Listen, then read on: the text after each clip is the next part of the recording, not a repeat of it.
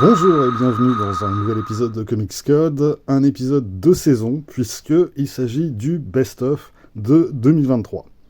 Bon, alors, inutile de vous dire que tout ça est hautement subjectif. Moi, même si je refais cette vidéo dans 15 jours, il n'est pas impossible que je change la moitié des titres sélectionnés, c'est vous dire si tout ça est quand même très relatif. L'an dernier, pour le best-of de 2022, j'avais présenté les titres que j'avais sélectionnés par catégorie.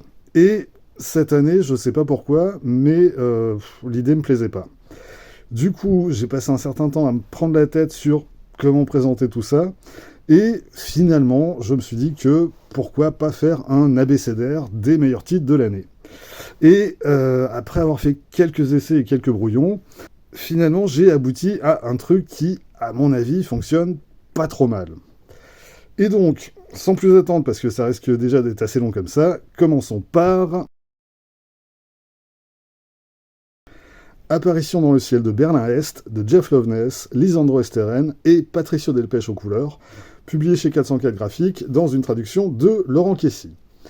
Apparition dans le ciel de Berlin-Est, c'est une histoire d'objets volants non identifiés qui s'écrasent à Berlin en 1973, en plein pendant la guerre froide, à l'époque où la ville était encore séparée en deux, avec les soviétiques d'un côté et les occidentaux de l'autre. Apparition dans le ciel de Bernays, c'est, de mon point de vue, le meilleur récit de science-fiction de cette année. Et ben, c'est surtout une histoire qui ne vous quitte pas. Et ben, il n'y en a pas tant que ça.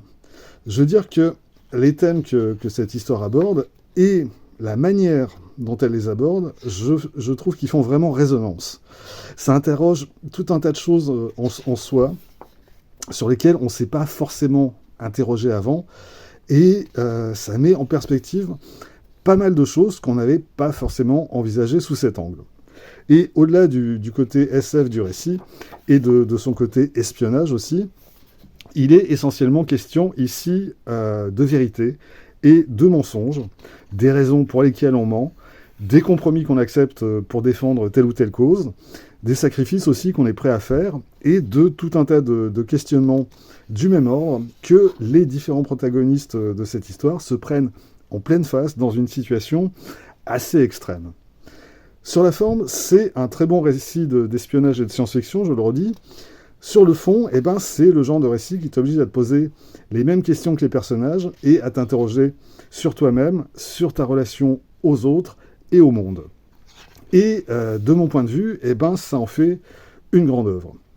Et en plus, au dessin, on a un Lisandro Esteren qui est vraiment en pleine forme. Il m'avait assez déçu sur Nightmare Country, le spin-off de Sandman, qui était écrit par James Tynion IV, où je trouvais qu'il bâclait un peu ses planches. Et ici, pas du tout. Au contraire, ces planches, elles accentuent le côté à la fois paranoïaque et claustrophobique de l'histoire, et c'est juste parfait. Donc oui, Apparition dans le ciel de Berlin-Est, c'est, en ce qui me concerne, une lecture indispensable.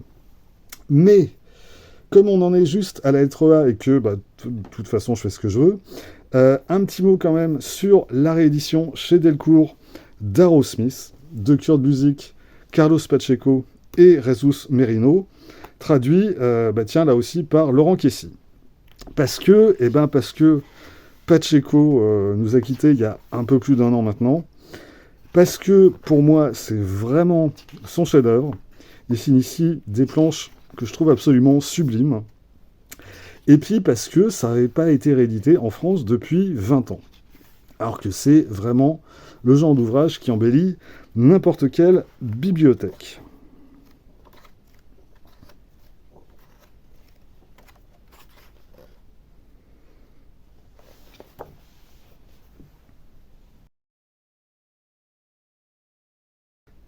Batman, parce que, vu le nombre de titres Batman qui sont parus cette année, c'était quand même difficile de ne pas en mettre au moins un dans la liste finale. Et du coup, j'en ai pas mis un, j'en ai mis deux, mais pour des raisons très différentes. Le premier, c'est Batman One Bad Day Ra's al Ghul de Tom Taylor et Ivan Reis, ancré par Danny Mickey. Parce que, c'est la meilleure histoire de Batman que j'ai lue cette année. Je vais consacrer une vidéo dédiée que je vous invite à aller voir pour en savoir plus, comme pour la plupart des titres que je vais aborder au cours de cette vidéo, en fait. Et en même temps, c'est un récit que j'ai pris en VO, parce que j'ai pas du tout aimé la version qu'en a proposée Urban Comics, c'est-à-dire une édition sans aucun bonus et à 15 € pour un album de 72 pages. Là aussi, j'en ai régulièrement parlé tout au long de l'année, donc je ne vais pas m'étendre davantage là-dessus. Si ce n'est pour souligner, à l'inverse, combien j'aime le travail éditorial effectué par Urban sur ces Batman Chronicles. Remarque qui d'ailleurs est tout autant valable pour les autres titres parus dans ce format, Superman, Justice Society of America et Flash.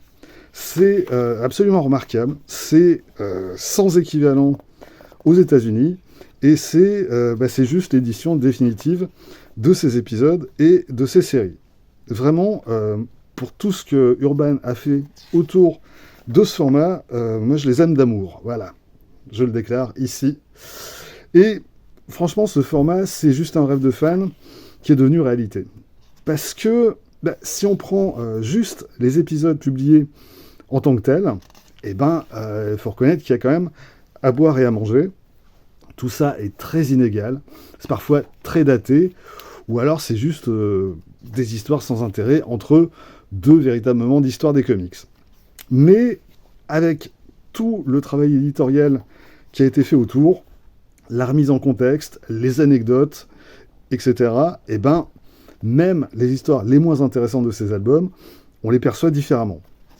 Et même une série comme Justice Society of America, que j'ai en VO, il y a guère quand même que mon banquier qui m'empêche de me les acheter. Salaud de banquier.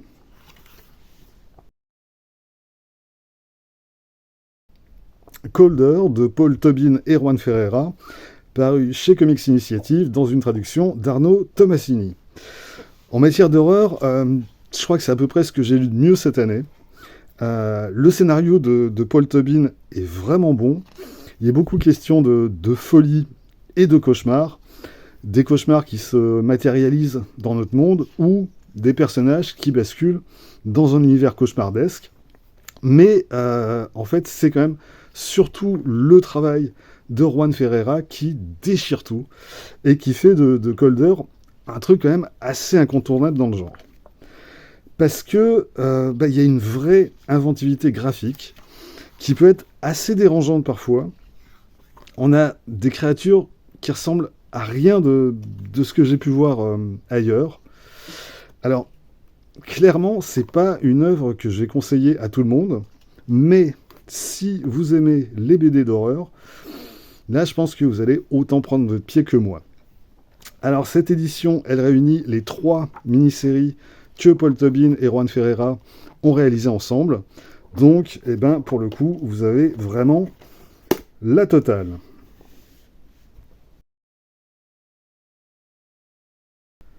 The Department of Truth, tome 3 et 4, forcément, la série de James Tynion de Forth et Martin Simmons, publiée par Urban Comics dans une traduction de Maxime Ledin. C'était dans mon top 3 de l'an dernier, et ça a vraiment été une énorme baffe. Et ça aurait été une énorme déception pour moi si la suite de la série n'avait pas tenu ses promesses. L'histoire en 2 mots, si vous ne connaissez pas, le Department of Truth, ce sont des agents chargés de s'assurer que les complotistes de tout poil ne transforment pas le monde à leur image, parce que l'idée ici, c'est que la réalité n'est pas quelque chose de fixe, mais c'est quelque chose qui peut être modifié par la croyance collective.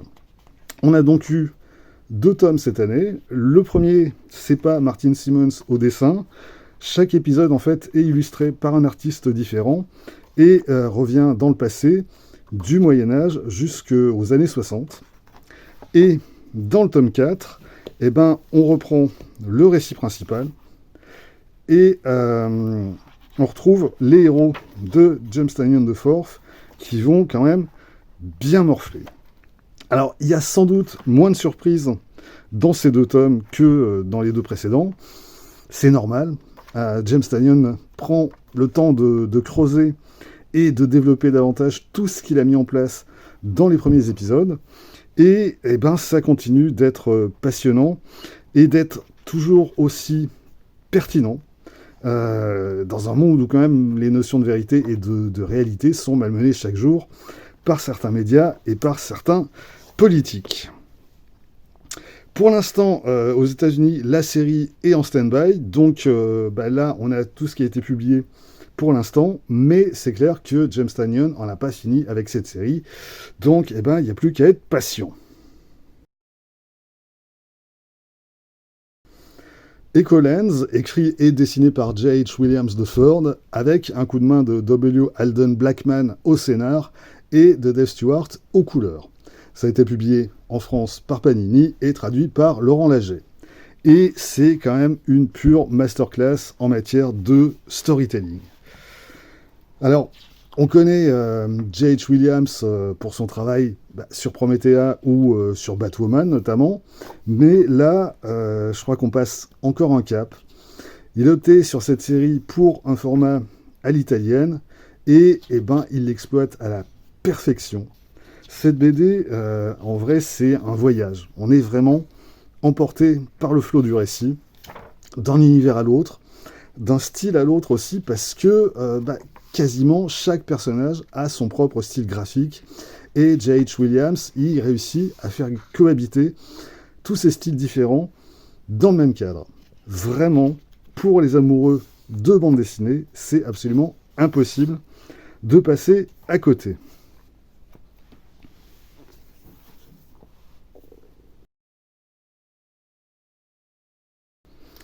Friday, d'Ed Brubaker et Marcos Martin, paru chez Glénat et traduit par Basile Begri. Alors, je vous préviens tout de suite, c'est pas la dernière fois qu'on va parler d'Ed Brubaker dans ce best-of, mais Friday, c'est sans doute son projet le plus atypique. C'est les héros de récits d'aventure pour enfants qui sont devenus adultes et qui ont fait le deuil de leur naïveté et de leur innocence. Et du coup, on retrouve tout cet imaginaire qui est propre au récit pour enfants, mais auquel Brubaker applique un traitement beaucoup plus adulte. Et ça donne un résultat assez formidable, d'autant plus que le dessin de Marcos Martin souligne bien ce décalage. Ces personnages ont des airs d'enfants fatigués par la brutalité de la vie et ils ont l'air prématurément vieillis. Alors, Glénat a publié 2 tomes cette année. Il en reste un à paraître pour boucler cette histoire. Donc, je crois qu'on en reparlera encore l'an prochain. Graffiti's Wall de Ramvi et Anand RK, paru en Urban Indies et traduit par Maxime Ledin. Graffiti's Wall, c'est les errances de 4 gamins dans les rues de Bombay. Un graffeur, un rappeur, un poète et une actrice. Et le portrait que fait Ramvi de ces personnages, je le trouve assez émouvant et je trouve que vraiment, il touche juste. Et à côté de ça, les planches d'Anand Nerka, assistées de Jason Wardy et d'Irma Nivala aux couleurs, je les trouve quand même assez magnifiques et elles subliment vraiment les décors urbains de cette histoire. Alors, mon seul regret, c'est que qu'Urban ait publié cette histoire dans sa collection Indies, parce que j'aurais vraiment aimé la lire dans leur collection grand format Urban, comme Toutes les morts de Laila Star. Et alors, des mêmes auteurs, je signale aussi la sortie, c'était en début d'année, de Blue and Green, chez iComics, là aussi traduit par Maxime Ledin. Alors, celui-ci, je le range quand même un cran en dessous de Graffiti's Wall. Je ne suis pas totalement convaincu par le scénario de Ramvi, et en particulier par sa résolution. Mais, en revanche, Anand RK réalise quand même une autre prestation assez incroyable, dans un style très très différent de celui qu'il a adopté sur Graffiti's Wall. Là, on pense plus volontiers au travail de Bill Sienkiewicz ou de Martin Simmons. Donc, celui-ci, il n'est pas parfait, mais je trouve que ça vaut quand même le coup d'œil. Hitman de Garth Ennis et John McCree. Bon, alors celui-ci, j'ai pas pris l'édition française chez Urban, tout simplement parce que j'ai déjà toute la série en VO, mais c'est vraiment une série que je suis heureux de voir enfin publiée en France. Parce que, eh ben, c'est un des travaux les plus fun de Garth Ennis, qui s'amuse avec les icônes de l'univers d'ici, comme le sale gosse qui sait être, c'est-à-dire de manière totalement irrespectueuse et goguenarde. Et puis aussi, au dessin, le style de son comparse John McCree, je trouve qu'il convient idéalement bien au travail de désengage en règle auquel se prête Ennis. Alors, c'est beaucoup moins trash qu'une série comme The Boys, ça reste quand même une série validée par DC Comics, mais malgré les limites qu'on lui a imposées, Garth Ennis, il pousse quand même le truc aussi loin que possible. Et au final, c'est quand même assez jubilatoire.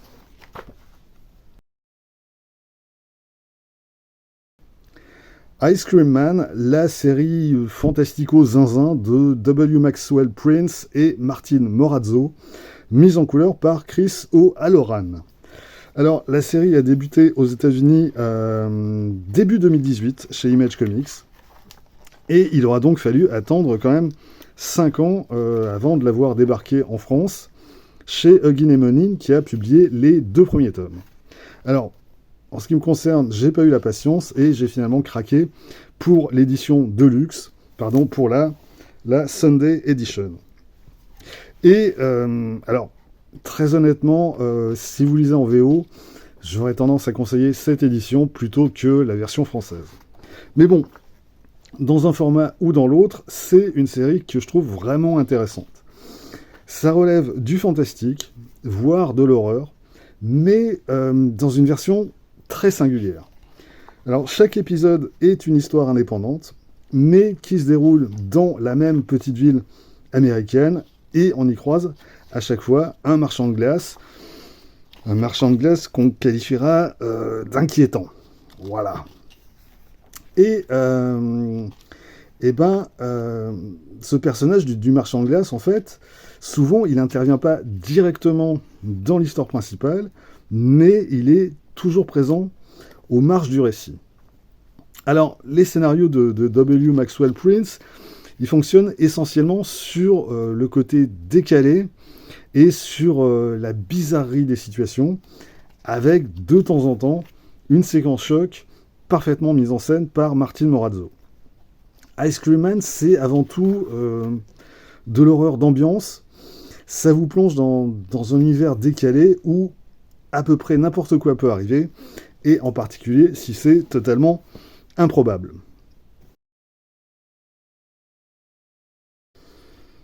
Daniel Warren Johnson, qui nous a gratifié cette année d'un Do a Powerbomb de toute beauté, paru en Urban Indies dans une traduction de Cédric Callas. Et il fallait quand même bien un auteur comme Daniel Warren Johnson pour me faire acheter un comic book consacré au catch. Et le pire, c'est qu'il a quand même réussi à y développer une vraie histoire, une histoire touchante, l'histoire de cette gamine qui veut suivre le même chemin que sa mère et qui est prête à tous les sacrifices pour y arriver. Et puis, surtout, visuellement, là on le voit, ça défonce tout. Les pages explosent de mouvements dans tous les sens, de mouvements et de couleurs, et très honnêtement, c'est un panard total.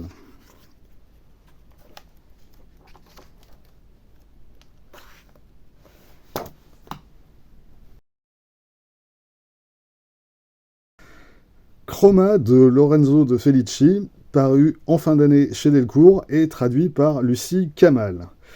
Ça a été vraiment un de mes derniers coups de cœur de l'année et une belle surprise. Je découvre véritablement en fait le travail de Lorenzo De Felici avec cette œuvre et je suis totalement tombé sous le charme, à la fois de son dessin, de son storytelling et aussi de son travail sur les couleurs. Et même côté scénario, je trouve qu'il assure. Alors, Chroma, c'est l'histoire des derniers survivants de l'humanité qui sont enfermés derrière une muraille pour se protéger des monstres qui guettent à l'extérieur. Et surtout, ils ont fait disparaître toutes les couleurs, des couleurs qui sont devenues pour eux un danger mortel. Alors, on est entre science-fiction et fantasy. Par certains aspects, notamment ces personnages, ça peut sembler s'adresser à un lectorat young adult, mais en fait, on a vraiment une histoire qui est bien plus mature qu'elle en a l'air au premier abord. Et en particulier, on évite pas mal de clichés de ce genre d'histoire, du genre l'élu qui va sauver le monde et les guider vers un avenir meilleur. Là, en fait, c'est tout le contraire, et c'est à l'ensemble de la population de se remettre en question et de s'unir pour espérer aller de l'avant. Et bref, en plus d'être beau, Chroma, c'est carrément loin d'être con. Love and Rockets des frères Jaime et Gilbert Hernandez chez Comics Initiative, traduit par Philippe Touboul.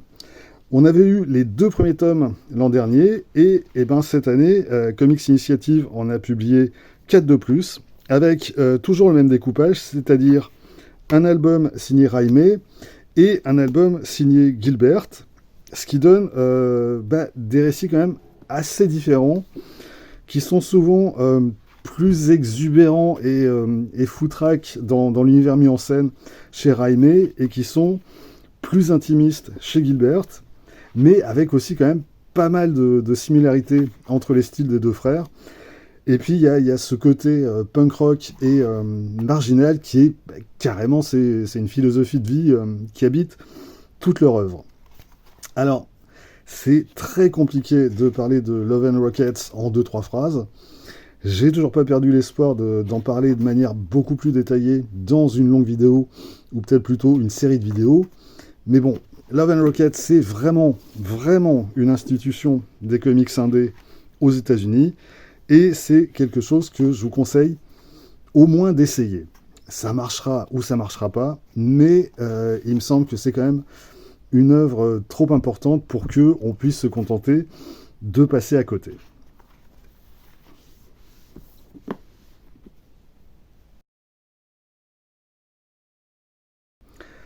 Monica de Daniel Clowes, paru chez Delcourt dans une traduction signée Jack Binstock.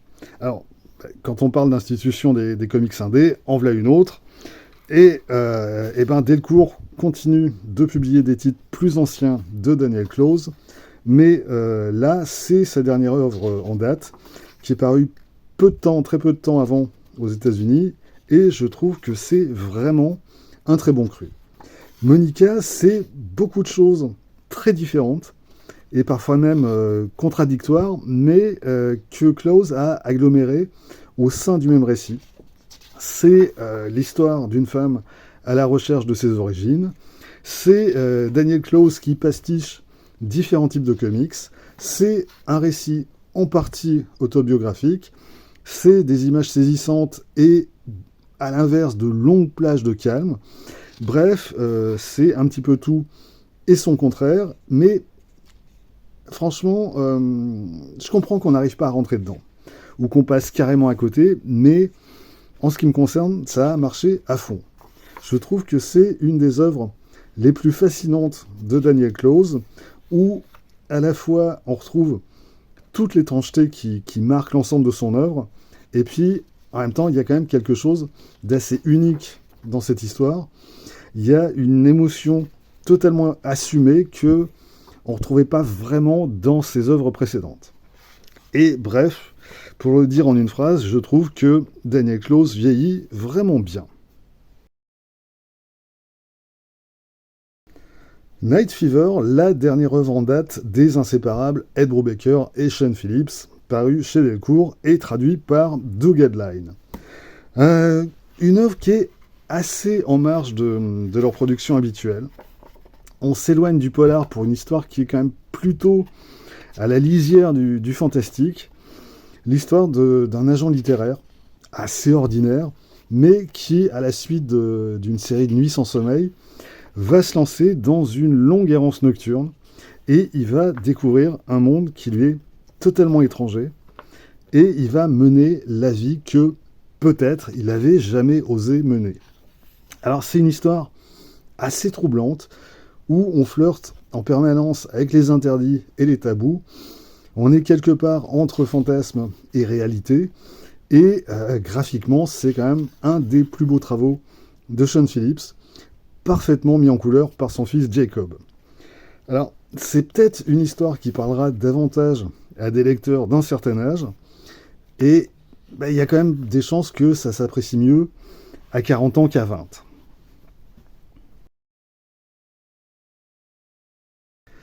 Orphan et les 5 bêtes de James Stokoe, paru chez Comics Initiative et traduit par Benjamin Viette.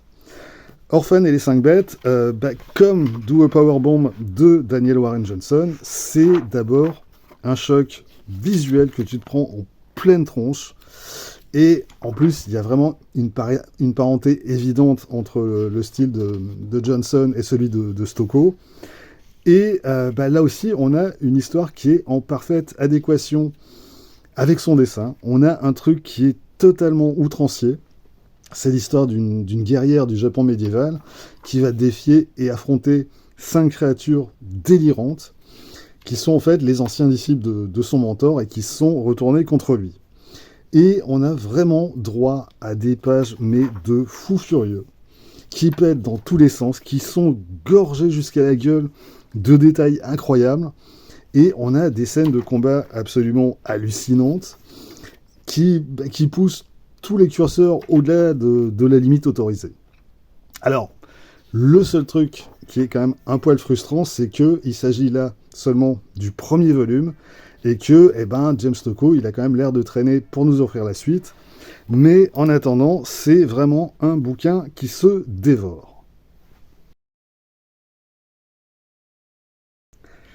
Poison Ivy de J. Willow Wilson et Marcio Takara, sans oublier le travail formidable d'Arif Prianto aux couleurs, paru évidemment chez Urban Comics et traduit par Mathieu Auverdin. Alors, pour la lettre P, j'ai dû trancher entre Poison Ivy et le Punisher de Jason Aaron. Ce sera finalement Poison Ivy, notamment parce que j'ai boycotté l'édition Panini du Punisher. Panini qui a découpé ce récit en 3 tomes, alors que Jason Aaron a découpé son histoire en 2 parties de 6 épisodes chacune. Et c'est dans ce format que Marvel a réédité ses épisodes en trade paperback. Mais visiblement, du côté de chez Panini, on s'en fout. On s'est dit qu'en découpant l'histoire en 3 tomes, ça permettrait de gratter un peu plus de thunes aux lecteurs. Et je trouve que c'est irrespectueux à la fois envers les lecteurs et aussi envers l'auteur. Bref, Poison Ivy, ça a été la belle surprise de l'année, en provenance de l'univers d'ici, la croisade de Poison Ivy contre l'humanité, qui menace la nature et qu'il s'agit pour elle d'éliminer une bonne fois pour toutes. Enfin, ça, c'est sa position au début de la série. On verra que par la suite, elle va aborder le problème de manière un peu moins radicale. Alors, je suis vraiment content de retrouver sur ce titre une J. Willow Wilson en très grande forme, elle qui m'avait quand même un peu déçu ces dernières années, notamment sur son Wonder Woman, qui était vraiment pas bon. Ici, on la sent très inspirée par son personnage, qui lui permet en plus de développer un discours à la fois engagé et intelligent sur l'écologie et sur les questions environnementales, tout en mettant en scène tout un tas de rencontres et de personnages vraiment intéressants, et puis quand même sans oublier le côté spectaculaire qu'on est en droit d'attendre de ce type de récit. Et le travail de Marcio Takara est lui aussi assez impressionnant, très charnel, et je trouve qu'il est idéalement servi par les couleurs d'Arif Prianto. Donc vraiment, si vous ne devez lire qu'une seule série super-héroïque cette année, c'est celle-là. Quaken contre Grizzly Shark.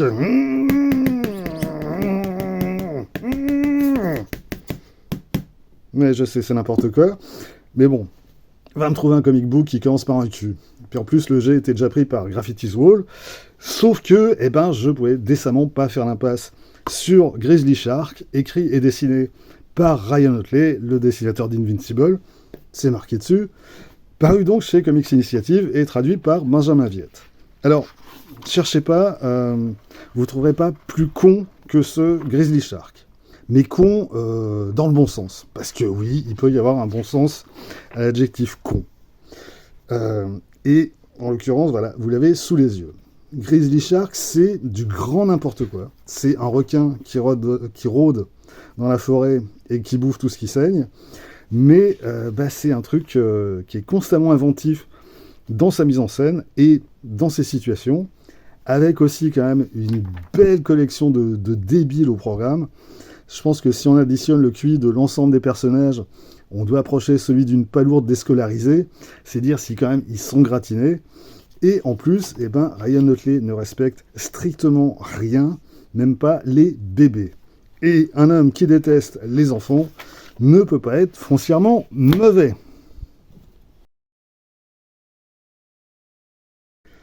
Reckless, d'Ed Brubaker et Sean Phillips, à nouveau, sorti chez Delcourt et traduit par Alex Nikolavitch.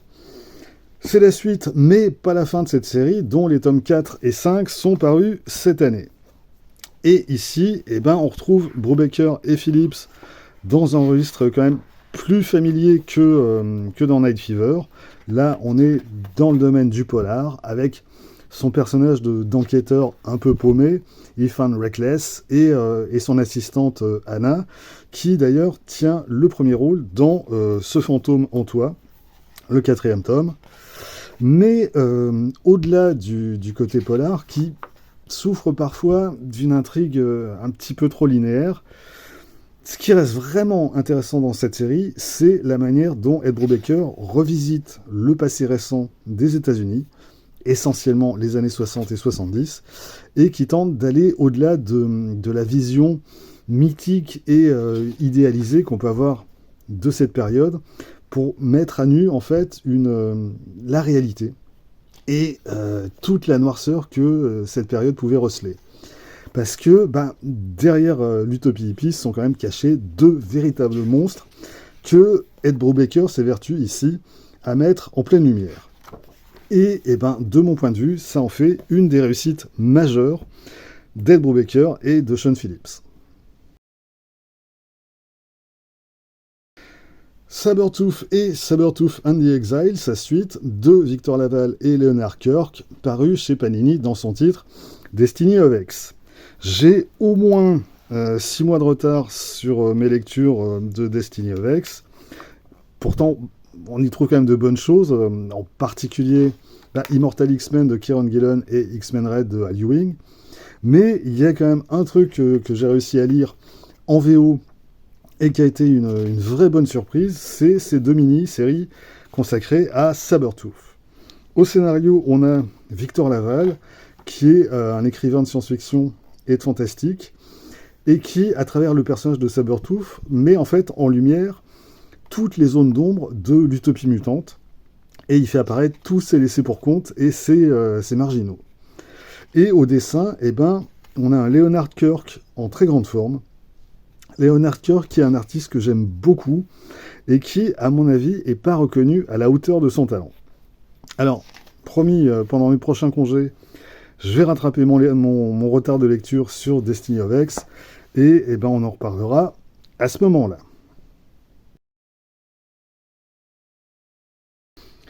Les Tortues Ninja Reborn, écrit et dessiné par Sophie Campbell, dont iComics a débuté la publication cette année, dans une traduction signée Nadège Gaillon de Bonnet.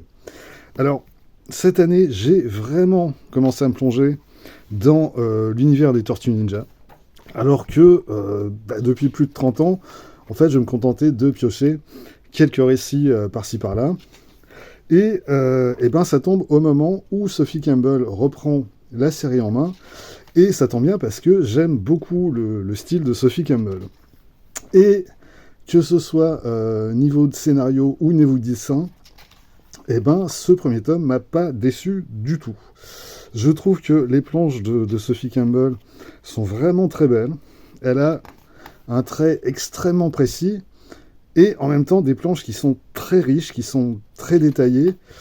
Et côté scénario, c'est vraiment mon comic book feel good de l'année. Et on s'intéresse finalement moins aux péripéties qu'aux relations entre les personnages, comment tout ce petit monde se soutient pour pas sombrer et pour aller de l'avant. Alors, mon seul regret, c'est que pour la suite, Sophie Campbell passe la main côté dessin, mais pour l'instant, je trouve que c'est un très bon redémarrage. Une soif légitime de vengeance de Rick Remender et André Lima Arrojo, paru en grand format dans la collection Urban et traduit par Benjamin Rivière. Alors, le premier tome était paru fin 2022 et j'avais hésité à le mettre dans mon best-of de l'année, mais c'est vrai que l'histoire prend vraiment toute son envergure dans le second tome et que là, on bascule dans autre chose. Dans une histoire qui est incroyablement violente et noire. Clairement, c'est pas une série à mettre entre toutes les mains. Il y a des scènes qui sont aux limites du soutenable, mais franchement, quelle baffe, quelle grosse baffe. C'est une des œuvres les plus brutales et sans aucun compromis que j'ai jamais lues. Et de ce point de vue, Rick Remender, il va vraiment jusqu'au bout. Et puis, il y a aussi ces planches d'André Lima Araujo que alors je connaissais déjà un peu son travail, mais là, ça a vraiment été une révélation. Son storytelling, il est juste exceptionnel. Et la précision de son trait, elle est absolument parfaite. Encore une fois, c'est une œuvre tellement noire et tellement violente que c'est à pas mettre entre toutes les mains. Et puis, il faut aussi accepter, dans un premier temps, de se laisser porter sans savoir où on va. Mais vraiment, toutes les interrogations que fait naître la lecture du premier tome, elles trouvent leur réponse dans le second. Il faut juste faire confiance aux auteurs. Voltaire d'Alfredo Alcala chez Néophélis Éditions, traduit par Tristan Lapoussière. Alors, bizarrement, la concurrence a été particulièrement rude pour la lettre V. Il y avait le deuxième tome de Vampirella chez Delirium. Il y avait le tome 6 du Vietnam Journal de Don Lomax, toujours chez Delirium. Mais bon, puisque le jeu c'est qu'il doit en rester qu'un, ce sera donc Voltaire, parce que c'est vraiment la découverte d'une pépite que je connaissais pas du tout, et parce qu'on a droit à un travail éditorial quand même assez exceptionnel, avec une très très longue préface de Tristan Lapoussière sur la carrière philippine d'Alfredo Alcala, et au-delà de sa carrière, un aperçu sur l'histoire de la bande dessinée dans ce pays. Et puis ensuite, on a le travail d'Alfredo Alcala proprement dit, avec un travail en noir et blanc et des planches qui sont quand même assez exceptionnelles. On a des trucs de malade, des choses totalement folles, dont franchement, je ne me lasse pas de les regarder. Alors, côté scénario, on reste finalement dans une heroic fantasy assez classique, mais il y a certaines des planches dans cet album, très honnêtement, je m'en remets pas.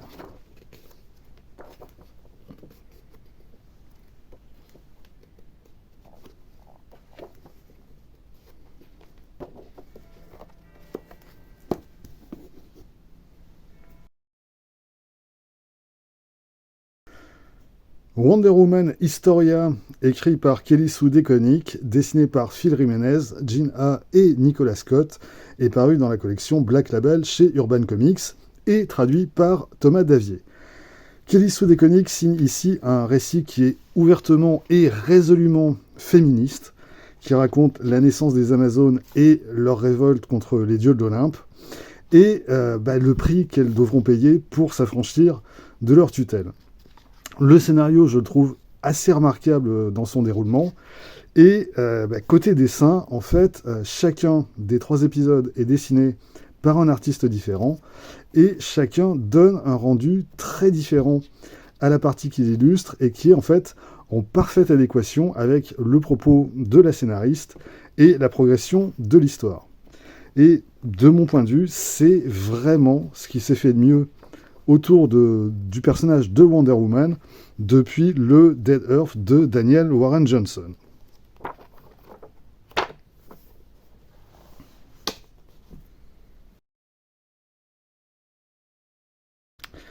X-Statix de Peter Milligan et Mike Allred. Alors Panini a ressorti en omnibus l'intégrale de cette série qui n'était jamais parue en librairie. Alors, en ce qui me concerne, j'ai toujours ma VO d'époque, donc je ne sais pas par exemple ce que vaut la traduction de chez Panini, mais c'est une série que j'aime vraiment beaucoup. C'est vraiment une série mutante totalement à part, qui est quand même bien barrée tant au niveau du scénario que du dessin, et qui était aussi une critique de son époque. Les boys bands, la naissance de la télé-réalité et tout ce genre de choses. Et puis c'est aussi quand même la naissance du personnage de Doop, qui est quand même une des créatures les plus bizarroïdes de l'univers Marvel. Et en même temps que cette réédition, Panini a publié The Excellent, qui marque le retour de Milligan et de Michael Red sur leur œuvre 20 ans plus tard. Alors, là aussi, j'ai opté pour la VO. Et en fait, The Excellent, c'est une sorte de remise à jour d'X-Statix. Et cette fois, on y parle réseaux sociaux et followers. Alors, on évite pas tout à fait le côté Reddit, mais ça reste quand même toujours aussi décalé. Michael Red est toujours aussi bon. Et là encore, dans une production Marvel qui brille pas franchement par son originalité, je trouve que ça fait du bien. Young Gods et Freebooters, parce que c'est quand même difficile de les séparer ces deux-là, écrit et dessiné par Barry Windsor Smith, paru chez Comics Initiative et traduit par Marc Duvaux. Alors ça, c'est l'édition limitée qui était proposée au moment du financement participatif sur Ulule. Et Young Gods, tout comme Freebooters, c'est une œuvre qu'on aura attendu presque 30 ans en France. Et c'est, je trouve, Barry Windsor Smith au sommet de son art et qui signe des planches absolument sublimes. Alors, certes, c'est une œuvre inachevée. Quelque part, c'est quand même le grand échec de Barry Windsor Smith. C'est son projet de rêve qui s'est pris le mur de la réalité du marché en pleine gueule. Mais mais qu'est-ce que c'est beau, quoi. Ça fait presque 30 ans que je connais cette série et je m'en lasse toujours pas.